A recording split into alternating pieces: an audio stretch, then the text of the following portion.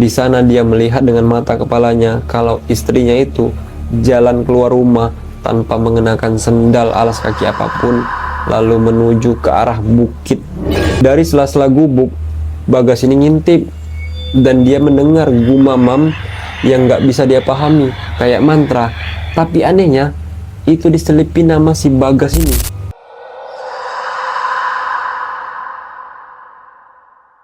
Assalamualaikum warahmatullahi wabarakatuh. Sebelum kita masuk ke ceritanya, silakan kalian siapin kopi, pasang headset, tarik selimut, matikan lampu kamar, dan selamat menonton. Guys, siapa di sini di antara kalian yang pernah mengalami masa-masa sulit dalam hidup sampai pernah kepikiran, andai aja aku dapat rezeki nomplok atau rezeki dalam jumlah banyak dalam waktu singkat? Jujur aja ya, nggak ada orang yang nggak pengen hidupnya itu berubah dengan cepat, apalagi dalam kondisi yang kepepet ya.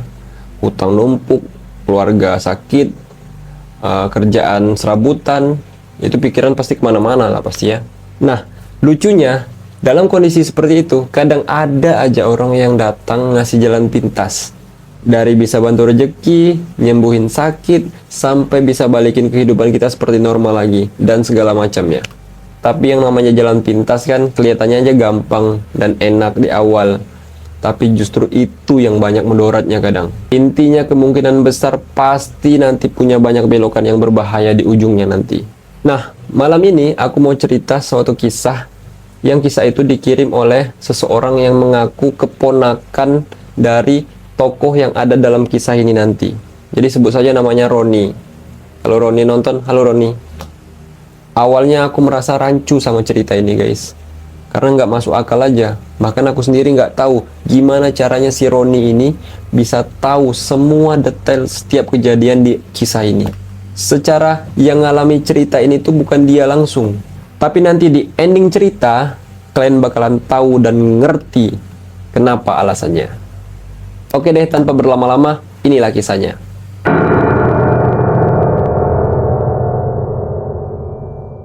Jadi kisah ini datang dari sebuah desa di lereng Gunung Wilis di Jawa Timur. Kisah ini bukan cerita baru sebenarnya. Semua warga di situ sudah lama tahu, tapi jarang ada yang berani ngomong lagi. Katanya, setiap kali nama Watu Ireng disebut sembarangan, pasti ada aja kejadian aneh yang menyusul setelahnya. Tapi yang namanya manusia ya, kadang rasa penasaran itu lebih besar daripada rasa takutnya. Nah, makanya cerita itu bisa sampai ke aku sekarang. Oke, kita fokus. Cerita diawali oleh seorang pemuda berusia 28 tahun, namanya Bagas. Nah, Bagas ini kerjanya serabutan, kadang jadi sopir, kadang jaga pasar, bantu di pasar, pokoknya serabutan lah. Nah, dia tinggal sama istrinya, namanya Rini, dan seorang anaknya yang masih kecil umur 4 tahun, namanya Rafa. Masih kecil banget ya. Dan kehidupan ekonomi mereka pada saat itu bisa dibilang sedikit sulit. Nah, pada satu hari, si Rini istrinya Bagas ini jatuh sakit. Sakitnya itu aneh, bukan demam biasa. Awalnya memang pusing, tapi lama-kelamaan tiap malam itu badannya itu terasa panas sekali. Dan matanya itu melotot kayak orang kesurupan. Sudah coba dibawa ke puskesmas, rumah sakit, tapi nggak ada perubahan. Akhirnya si Bagas ini cobalah cari cara lain. Nah, disitulah dia kenalan sama Mbak Sura ini. Seorang dukun tua yang tinggal sendirian di kaki bukit, yang mana warga biasa sebut daerah itu namanya Watu Ireng. Kalau dalam bahasa Jawa, Watu Ireng itu artinya batu hitam legam yang ukurannya itu besar, setinggi rumah, yang berdiri tegak di tengah hutan bambu. Menurut orang-orang, tempat itu dulunya menjadi tempat orang-orang dulu yang menyimpan pesugihannya. Banyak orang coba datang sana, tapi jarang sekali ada yang kembali dalam keadaan normal. Nah, sepengetahuan si Bagas, Mbah Sura ini dikenal dia itu punya ilmu kuat. Tapi semua masyarakat itu pun tahu kalau Mbah Sura ini bukan dukun biasa. Katanya, dia ini bisa bantu orang sembuh dari penyakitnya, asal bisa bayar dengan cara yang gak manusiawi. Nah, karena penasaran, dan dia juga punya tekad yang kuat, ingin gimana caranya biar agar istrinya ini bisa sembuh kembali seperti normal. Nah, datanglah dia malam-malam hari ke tempat Mbah Surah itu dengan membawa foto istrinya ini dan sedikit uang dari hasil pinjamannya. Waduh, jadi saking sulitnya ekonominya pada saat itu, untuk datang ke dukun aja dia pun harus minjam uang ke orang lain. Jadi double salahnya dia nih, salah langkahnya double. Aduh, bener-bener salah jalan si Bagas. Nah, ketika sampai di sana, di sebuah gubuk di depan batu hitam itu, betapa kagetnya si Bagas ini ketika pintu gubuk itu tiba-tiba terbuka sendiri, seolah tahu kalau ada yang datang. Bahkan sebelum si Bagas ini sempet untuk ngetok pintu itu. Dan di dalam gubuk itu terlihat Mbah Surah itu udah duduk sendirian sambil melihat ke arah Bagas ini, seolah memang sudah menunggu kedatangan Bagas ini. Ya udahlah, masuklah si Bagas ini ke dalam gubuk itu. Dan sampai di dalam gubuk itu, si Bagas ini ngomong kalau dia tujuannya dia kesini itu hanya ingin meminta pertolongan untuk kesembuhan istrinya, bukan untuk pesugihan. Tapi Mbah Surah ini hanya tersenyum tipis sambil bilang, setiap kesembuhan selalu ada harganya, Le, kata Mbah Surah itu. Dengar hal itu, si Bagas ini sempat ragu. Tapi di samping itu dia ini udah punya tekad kuat sebenarnya, pengen nyembuhin istrinya. Gimana caranya istrinya pokoknya biar bisa sembuh kembali normal lagi. Dan dia pun mengangguk pelan, tanda mengiyakan. Lalu Mbah Surah itu berdiri sambil membawa kendi yang terbuat dari tanah liat, yang mana isinya itu air yang hitam kelat, hitam pekat. Pokoknya di dalam kendi itu ada air yang hitam pekat. Dan dia juga menabur bunga kenanga di dalam kendi itu. Lalu dia mengambil 3 batang dupa dan membakarnya. Kalian tahu dupa? Dupa itu kalau dibakar itu keluar asap. Nah, kira-kira seperti itulah. Dan di belakang si Bagas ini terdengar ada suara gamelan kecil. Tapi entah dari mana asal suaranya. Itu badan si Bagas ini cuma bisa diam, terdiam kaku, sambil matanya melirik kanan kiri-kiri saking ketakutannya, tegang. Lirik kanan lirik kiri, kayak mana orang tegangnya, lirik kanan lirik kiri. Dan saat itu juga Mbah Surah ini ngomong, tutup matamu, Le, kata Mbah Surah. Tapi perasaan si Bagas ini tiba-tiba suara Mbah Surah itu berubah jadi berat, kayak aneh gitu. Lalu Mbah Surah itu bilang, sebut nama istrimu, Le, kata Mbah Surah itu ngomong sama si Bagas ini. Mata Bagas ini udah terpejam nih. Jangan buka mata sampai aku bilang selesai, kata Mbah Surah. Bagas penurut aja. Tapi saat itu, saat si Bagas ini menjam matanya, posisi menjam mata, di sela-sela matanya Bagas ini terasa kayak ada angin yang lewat, kayak ada sesuatu yang datang ke wajahnya, berdiri di depannya itu. Jadi seolah ada sesuatu yang maju ke arah depan wajahnya, yang berdiri di depannya itu. Kayak mana orang kalau ada sesuatu yang lewat, angin kan terasa tuh kan. Nah, seperti itulah. Seperti ada seseorang yang berdiri tepat di depannya. Dan di tengah desiran angin itu ada suara perempuan berbisik pelan sekali, nyaris nggak kedengaran. Aku bisa sembuhkan dia asal kamu siap. Itu yang didengar si Bagas. Sambil menutup mata, jantung si Bagas ini udah berdegup kencang nih, saking takutnya. Nah, sebelum dia buka mata, Mbah Surah ini langsung tepuk pundaknya si Bagas ini dengan keras, sambil bilang, wes rampung. Wes rampung itu artinya udah selesai. Jadi Mbah Surah ini langsung menepuk bahu si Bagas ini dengan keras. Wes rampung, udah selesai. Menandakan kalau ritual mereka itu udah selesai. Dan dibarengi dengan api dupa itu tiba-tiba padam. Nah, setelah melakukan ritual malam itu, besoknya Rini, istrinya si Bagas ini, tiba-tiba aja sembuh total. Gak ada sedikit pun bekas sakit.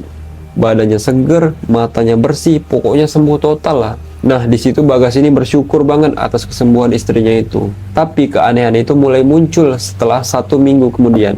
Jadi setiap malam Rini, istrinya si Bagas ini, dia itu selalu bangun tengah malam, tepat di jam 2 malam. Dia berdiri di depan rumah sambil memandang ke arah bukit Watu Ireng. Tapi saat ditanya ngapain, dia hanya jawab, ada yang manggil. Itu jawabannya. Waduh, jujur ya, aku kalau di posisi Bagas itu, lihat istri tiba-tiba sembuh, terus muncul keanehan, tiba-tiba bangun tengah malam, kayak orang trance. Kalian tahu orang trance nggak? Trance itu kayak orang tidur yang sambil jalan, dia itu nggak sadar, tapi dia masih bisa respon. Nah, buktinya dia bisa jawab, ditanya mau kemana, ditanya mau ngapain, dia jawab ada panggilan katanya, seperti ada panggilan. Nah, jadi trance itu dia seperti tidur berjalan lah, bisa dibilang. Dia nggak sadar tapi masih bisa respon. Itu kalau aku di posisi Bagas pasti udah panik setengah mati cuy. Tapi herannya Bagas ini dia malah berpikir positif. Dia cuma mikir mungkin itu efek dari obat-obatan atau efek dari trauma. Nah, singkat cerita, sampai hari ke-12 Bagas ini diam-diam mengikuti istrinya itu karena penasaran. Tiap malam banget istrinya itu bangun tengah malam di jam yang sama. Di sana dia melihat dengan mata kepalanya kalau istrinya itu jalan keluar rumah tanpa mengenakan sendal alas kaki apapun, lalu menuju ke arah bukit. Dan di sana, di gubuk Mbah Sura, di depan batu hitam itu, ada Mbah Sura yang sedang berdiri pada saat itu sambil menyalakan 2 batang dupa, tapi matanya itu kosong. Pandangnya itu kosong. Dari sela-sela gubuk, Bagas ini ngintip dan dia mendengar gumamam yang nggak bisa dia pahami, kayak mantra. Tapi anehnya, itu diselipi nama si Bagas ini, kayak Bagas, Bagas, Bagas. Pokoknya mantra tapi diselipi nama Bagas ini terdengar. Dan bahkan suaranya itu bukan cuma satu, kayak ada orang yang ngomong secara barengan. Kayak mana orang kalau ngomong barengan itu tabrakan kan? Yang mana satu itu suara Mbah Sura yang serak dan berat, dan satu lagi bisikan lirih. Sumbernya itu kayak dari tenggorokannya dia sendiri. Sontak kaget si Bagas nih, kok namanya bisa disebut-sebut. Dia curiga, jangan-jangan Mbah Sura ini tahu dia sedang ngintip di balik gubuk itu. Ada 2 nih kemungkinan dalam pikiran Bagas. Kalau enggak si Mbah Sura ini udah tahu keberadaannya lagi ngintip di situ, atau yang kedua, jangan-jangan si Bagas ini otomatis diajak dalam ritual pada malam itu secara nggak langsung. Sambil mikir si Bagas ini, tiba-tiba Mbah Sura itu berhenti, dan perlahan kepala Mbah Sura itu menoleh ke arah Bagas yang sedang ngintip pada saat itu di balik gubuk itu. Tapi saat itu juga Rini, istrinya Bagas ini, tiba-tiba jatuh pingsan. Nah, melihat hal tersebut, Bagas ini langsung keluar dari tempat persembunyiannya, tempat dia ngintip itu. Langsung tanpa ngomong apapun, dia langsung ngangkat istrinya itu, langsung membawa pulang istrinya itu tanpa ngomong apapun. Tapi sejak itu hidup mereka ini berubah 180 derajat. Dagangan mereka selalu laku, uang itu datang dari mana aja sumbernya, entah dari mana aja, pokoknya ngalir aja rezeki itu. Terus orang yang dulunya nggak suka tiba-tiba jadi suka, pokoknya aneh lah. Ekonomi mereka itu meningkat drastis saat itu. Tapi setiap kali ada rezeki yang datang ke mereka, selalu ada aja orang yang meninggal, mulai dari saudaranya, tetangganya, dan semua itu meninggal dengan pola yang sama, yaitu mereka semua meninggal setelah sempat makan di rumah Bagas ini. Sampai akhirnya satu malam si Bagas ini dia mimpi buruk. Dia mimpi sedang duduk di depan batu-batu ireng itu bersama istrinya, di sampingnya istrinya, yang mana istrinya itu sedang makan dekat mangkok yang besar. Ketika dia lihat, isi dalam mangkok itu bukan nasi yang dia lihat, tapi jantung manusia yang dia lihat. Dan terlihat di seberang sana ada Mbah Sura yang sedang ketawa melihat mereka berdua ini. Itu terdengar suaranya itu berat, suara berat, kayak 2 suara yang nyatu jadi satu. Seketika dia pun bangun dengan keringat dingin, dan saat dia melihat ke samping, lagi-lagi dia menemukan tempat tidur istrinya Rini ini kosong. Dia keluar kamar, dan saat dia keluar kamar, dia melihat di arah dapur ada istrinya lagi duduk menangis dengan mulut yang berlumur darah, tangan yang berlumur darah, dan di depan istrinya itu terlihat ada bangkai ayam yang mana bagian dadanya itu sudah terbelah. Astaga, ya Allah. Gak kebayang aku gimana syoknya si Bagas ini. Mimpinya tadi itu ternyata beneran terjadi di dunia nyata saat itu juga. Nah, sejak malam itu si Bagas ini mulai hilang kewarasannya.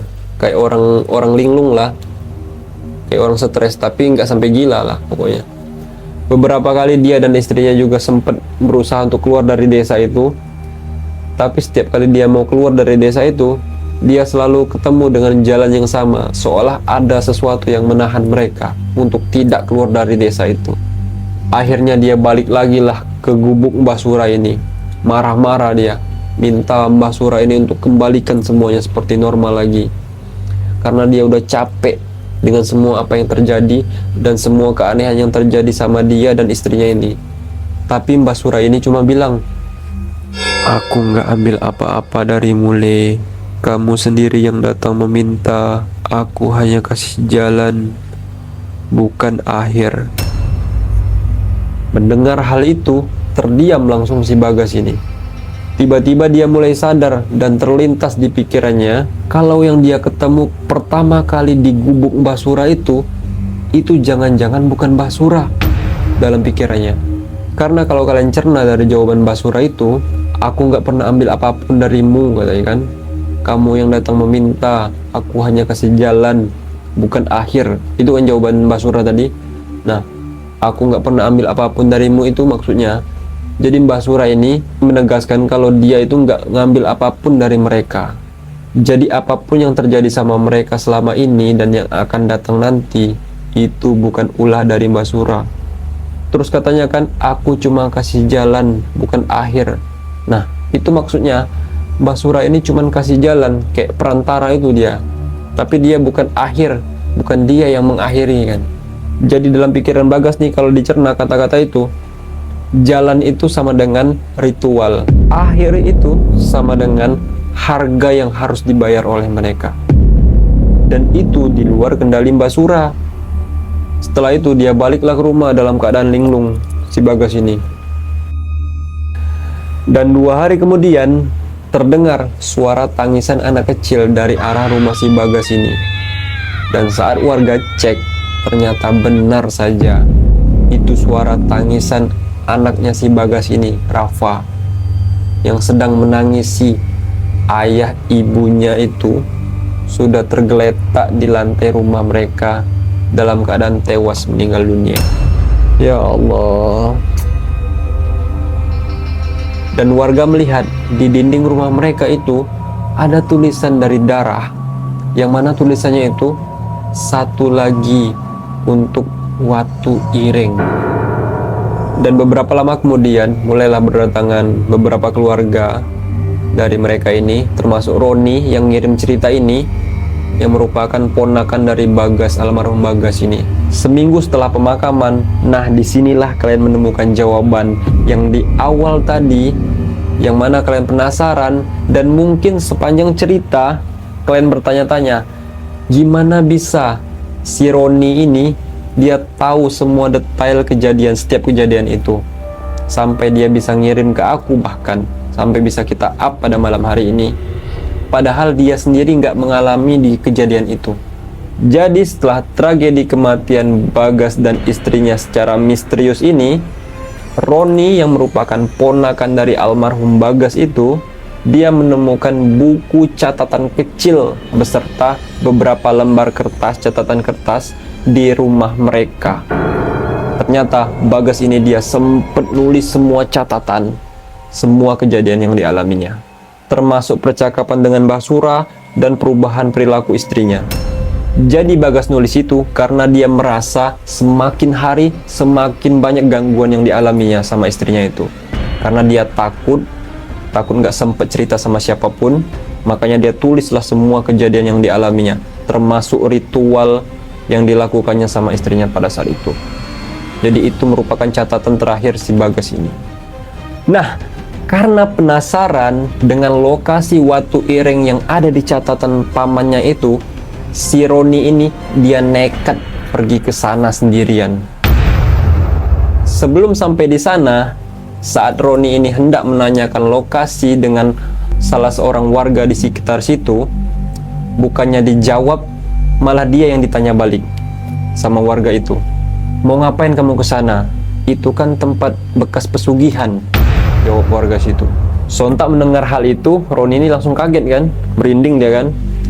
Tapi Roni ini coba jawab, dia nggak ada niat apa-apa pergi ke sana, dia hanya ingin ketemu sama orang yang namanya Mbah Surah, kata si Roni ini. Lalu kalian tahu nggak salah seorang warga itu jawab apa? Kalian kalau dengar pasti kaget. Ternyata Mbah Surah itu sudah lama meninggal 7 tahun yang lalu.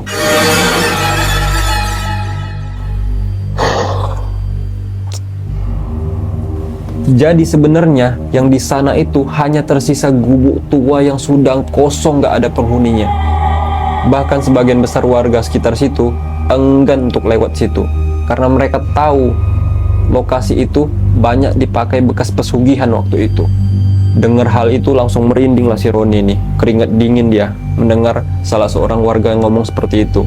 Gimana bisa catatan dari pamannya ini menceritakan kisahnya bersama Mbah Surah itu yang udah lama meninggal 7 tahun yang lalu, sedangkan pamannya ini baru meninggal seminggu yang lalu. Jadi yang ditemui almarhum pamannya saat itu siapa kalau bukan Mbah Surah? Nah, jadi pesan yang bisa kita ambil dari kisah pesugihan dan perjanjian di Watu Iring ini adalah jangan pernah tergoda dengan jalan pintas hanya untuk kesembuhan atau kesenangan yang sementara. Karena setiap keinginan punya harga yang tak selalunya terlihat. Dan kadang harga itu lebih mahal daripada diri kita sendiri. Jadi menurut kalian gimana? Coba komen di bawah ya. Like, follow, dan subscribe kalau kamu suka video ini. Dan kalau kamu ingin berbagi kisah horormu, kirimkan aja kisah horormu ke email yang ada di deskripsi box video ini. Aku Hafiz, pamit undur diri. Dan ingat, tetap hati-hati, karena mungkin ada sesuatu yang ikut mendengarkan bersamamu dari tadi.